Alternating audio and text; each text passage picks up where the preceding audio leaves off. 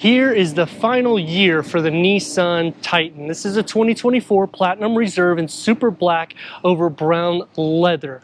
What's more unique is that we're getting a bronze edition this year, which will give us a green exterior color, upgraded wheels, black elements that's going to highlight the exterior, and still packing the naturally aspirated V8 for its last year. I'm Anthony from Hawkeye Rides, and it's going to be a body-on-frame construction, which is also more unique because nowadays the unibody suspensions are coming more often, and this is going to be on the same platform as the Nissan Armada. LED headlights, daytime runnings, and fog lights with front and rear parking sensors and a 360-degree reverse camera. The Platinum Reserve gives or ticks all the boxes for safety features and features that you can option in the last year for the Titan.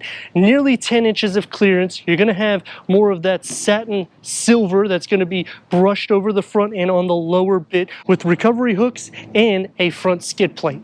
5.6 liter naturally aspirated V8, and you're guessing it, 400 horsepower is what's pumped underneath here with 413 pound-feet of torque. That's paired to a 9-speed automatic transmission with a 2-speed transfer case for your 4-wheel drive system, achieving 15 mpgs for the city, 21 mpgs for the highway. It's not going to sip fuel, and this is going to be going after the F-150 Coyote V8. The difference is this is only going to tow 9,050 pounds, which is 240 pounds less than the 4x2 Bronze Edition, and also 200 pounds less payload at up to 1,400 pounds.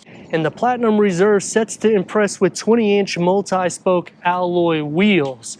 We get the running boards, and it is going to be the least in class for towing. Chevy, Ram, and Ford will all beat it with even more payload. And as for the drive, it's an independent double wishbone front suspension with a multi-leaf rear suspension with a solid axle. This will weigh over 400 pounds more than the Bronze Edition at 5,899 pounds. So when you're thinking this is a near 3-ton pickup truck, which is kind of average in the state for these vehicles, you want to start seeing a V8 housed underneath there. The rear will get the LED tail lights, reverse sensors, the tow package, your spare tire is tucked underneath, and because we have the Utilipack, you have some more goodies when you go inside for your cargo.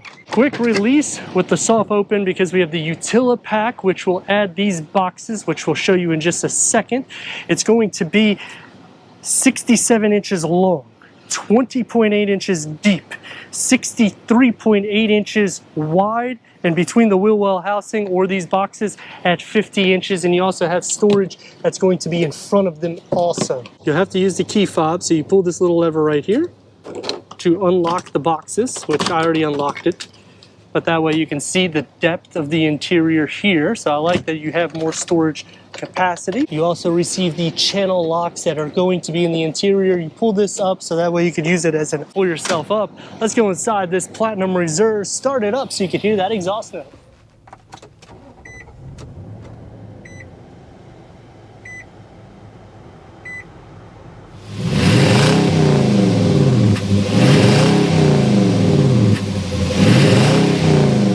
Appointed, heated, ventilated, perforated, 10-way power seat adjustment for the driver, 4-way for the passenger, Platinum Reserve badging, and I like the grain texture that comes into play, memory for the driver. Headroom and legroom, you're looking at an Armada with a truck bed, and you'll see what I mean in the back. In the front, you're going to have storage on both sides here. Platinum Reserve badging with the wood inlays, and you get the grain texture and the contrast stitching with a flat dashboard, fender upgraded sound system, auto dimming rear view mirror, and a long panel moon roof with a power opening for that back window. The center is going to get the 9-inch touchscreen, Apple CarPlay that's wireless, Android Auto, Sirius XM, AM, FM, streaming Bluetooth audio. Put it into reverse, and we get a 360-degree reverse camera, full trajectory for the front and the rear, dual climate control settings, USB, an area for the key fob, and here it is, the last one you might see of a Titan, unless I do another review. area that you could put a large phone. You can store it any which way you like. And these are also removable. in which you could do the same thing for the cup holder, and then you have a deep storage pocket, which I like that because you don't have a pass-through, but they give you enough here on the side, plus it's deep there. It's going to be a little bit more sporty. Platinum Reserve badging opens up into another deep storage pocket with a tray that can be removed, 12 volt, and area for pins or for your business cards. Leather wrap steering wheel, you get that grain feel to it. It's multi-function. The gauge cluster has a 7-inch digital reader that can go through an array of information, including the auxiliaries, off-road, GPS, sign recognition, and your safety.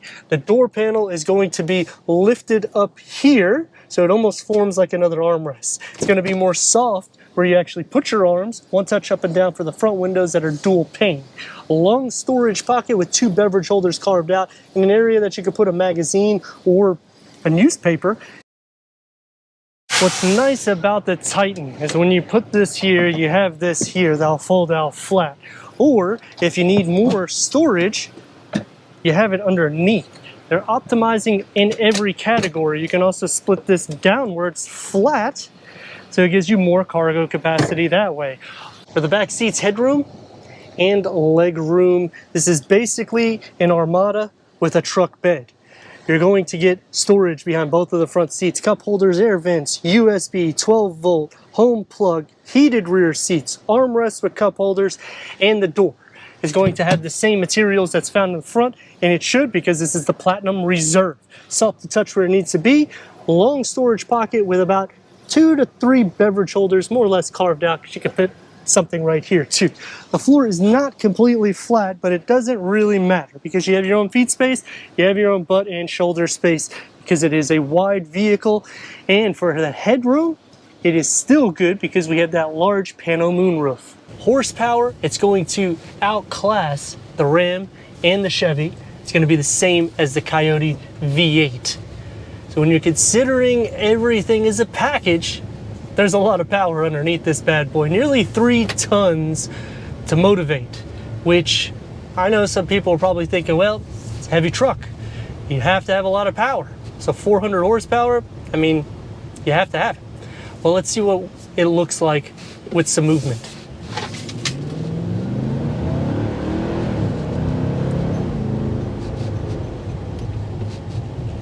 It has the speed that it needs, nearly 10 inches of clearance, so I feel high up, 20-inch wheels. I am feeling some of the imperfections in the road. The seat cushion is pretty big, so I like that because whenever you're looking at rival perspectives, sometimes it could be a little bit more firm.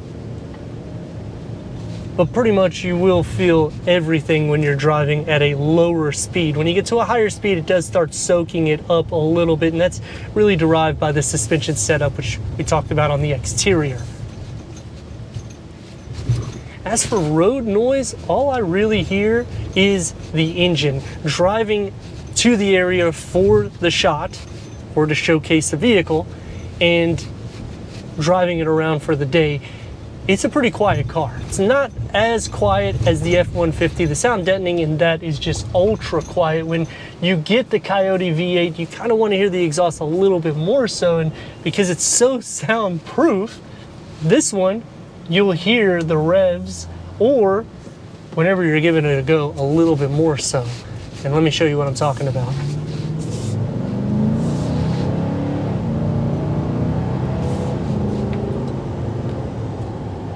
I guess the most impressive part is not just how big it is, but how it's lifted off the ground so much, and it's a solid box, body on frame truck getting crazy performance numbers. That's going to take me to some pros and cons, and starting off with the pros.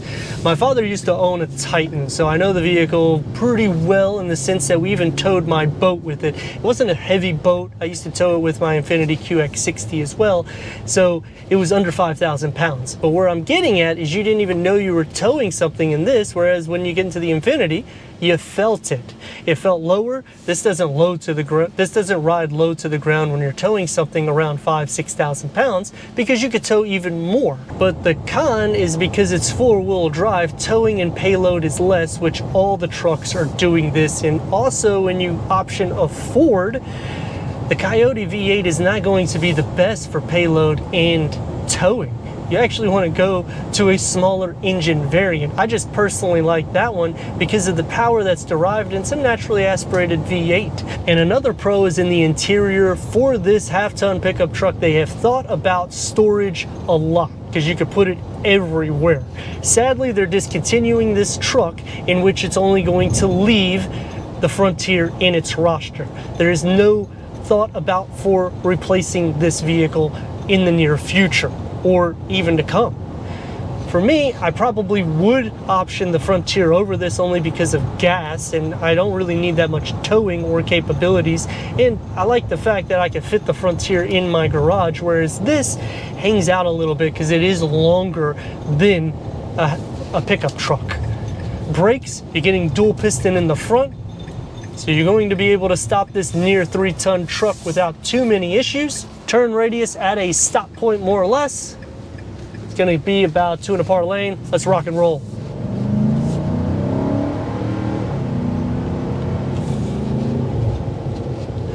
Now, because of how heavy it is, you're not going to go back like you're in a 500-600 horsepower variant. 400 horsepower is still a lot to motivate this vehicle, in which it's the same power that's in the Coyote V8 for the F-150. So it does show you that it's enough, but it's a little bit more of a smooth drive. Kind of has a boat feel to it, so it is top heavy, don't go crazy. And going back to the Bronze Edition, would I option that over this? If I'm looking for payload and towing, yes. Styling, yes, because it's a little bit more unique. I'm not a huge fan of the green colors, but because it's the last year and they're signing it off with that, I'm fine with it. I probably would option that if I was looking to get a Titan. Going back to the rivals, if you're needing the payload and towing capacity, this is going to lack in that.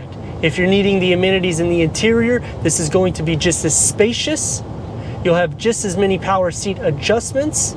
It's going to be the second quietest underneath the Ford F-150, but you'll hear that engine rumble every time you push the throttle. The steering is going to be the heaviest in this. The Ford will be the lightest, and then the Ram will be right underneath it. It doesn't feel so long or wide because of the way the windshield is, but when you look at the side view mirrors, that's when you start thinking it's a long vehicle. And the steering wheel.